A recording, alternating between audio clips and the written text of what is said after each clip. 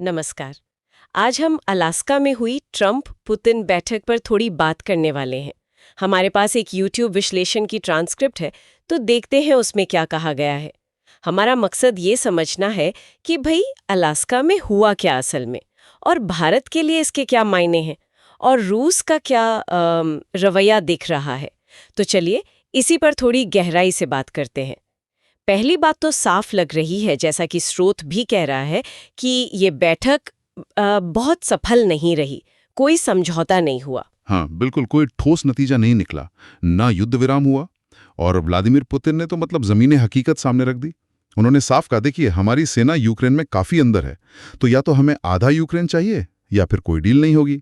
अब जाहिर है ट्रंप के लिए मानना तो मुश्किल था, बहुत मुश्किल। हाँ, और एक और बात हुई ना, पुतिन ने ट्रंप को अगली बार रूस आने का न्योता भी दे दिया।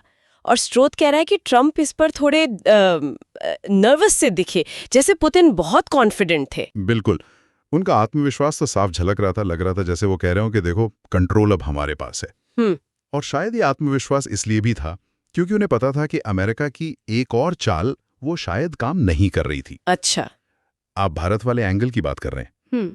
स्रोत के मुताबिक ट्रंप का आइडिया था कि भारत पर टैरिफ लगाओ ताकि वो रूस से तेल ना खरीदे और रूस पर दबाव बने। हाँ, आइडिया तो यही था। लेकिन हुआ इसका बिल्कुल उल्टा। भारत ने रूस से तेल खरीदना कम करना तो दूर, अगस्त के पहले 15 दिन में रोजाना करीब 2 मिलियन बैरल तक पहुंचा दिया। बल्कि भारत तो रूस से और डिस्काउंट मांग रहा है, ये कहकर कि भाई अमेरिका ने टैरिफ लगाया है तो आप दाम कम करो। अरे वाह। हाँ, और अमेरिका में डेमोक्रेट्स भी यही कह रहे थे कि भाई टैरिफ से भारत रुकने वाला नहीं है। लेकिन यहीं पर मामला थोड़ा अजीब हो जाता है, क्योंकि जब एक रिपोर्टर ने ट्रंप से पूछा तो ट्रंप ने कहा कि हाँ, भारत ने रूस से तेल लेना बंद कर दिया है, तो शायद और टैरिफ की जरूरत ना पड़े। हाँ, और स्रोत इसे सीधे सीधे मतलब झूठ बता रहा है, क्योंकि आंकड़े तो बिल्कुल अलग कहानी कह रहे हैं। ये अपने आप में एक बड़ा क्या कहते हैं विरोधाभास है। और सवाल उठता है कि ऐसी बातों का भारत अमेरिका रिश्तों पर क्या असर पड़ता है? क्या इससे भरोसा कम होता है? बिल्कुल। स्रोत तो यहाँ तक कह रहा है कि इससे पिछले 25 साल की जो कूटनीति है उस पर सवाल उठ गए हैं। अच्छा, रूस के अपने रवैये पर भी स्रोत में दो दिलचस्प बातें हैं। एक तो वो लावरोव की टी शर्ट वाली बात। यूएसएसआर लिखा था उस पर। हाँ, रूसी विदेश मंत्री सर्गे लावरव ने वो टी शर्ट पहनी थी। अब कोई कह सकता है कि ये बस एक टी शर्ट है, लेकिन स्रोत का विश्लेषण है कि ये महज कपड़ा नहीं था। ये पुरानी सोवियत सोच, शायद वो विस्तार वाली सोच, उसका एक प्रतीक था, एक तरह का सिग्नल। मतलब माहौल बनाने की कोशिश। हाँ, शायद। कि हम किस इरादे से आए हैं, इससे समझौते की उम्मीद थोड़ी कम हो जाती है ना? और वो दूसरी कहानी जो पुतिन ने एक बच्चे से पूछी थी, रूस की सीमा कहाँ खत्म होती है। हाँ, वो किस्सा भी काफ़ी दिलचस्प है, पुराना है, लेकिन इस कॉन्टेक्स्ट में फिर से सामने आया।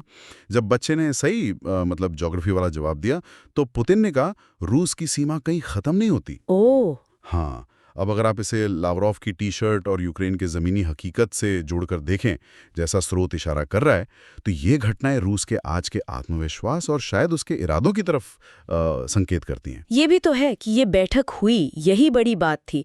2007 के बाद पहली यूएस रूस समिट अमेरिका में, और 2015 के बाद ट्रंप और पुतिन की पहली ऐसी मुलाकात।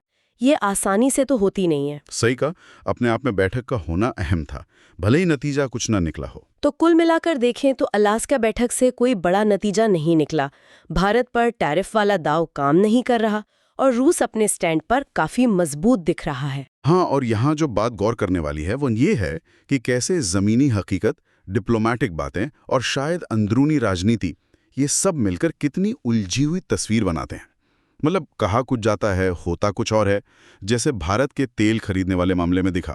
बिल्कुल। तो श्रोताओं के लिए एक सोचने वाली बात ये हो सकती है कि अगर रूस वाकई अपनी सीमाओं को, जैसा पुतिन के शब्दों से लगता है, असीमित मानता है, तो इसका मतलब क्या है भविष्य के लिए, अंतर्राष्ट्रीय समझौतों के लिए, वैश्विक स्थिरता के लिए।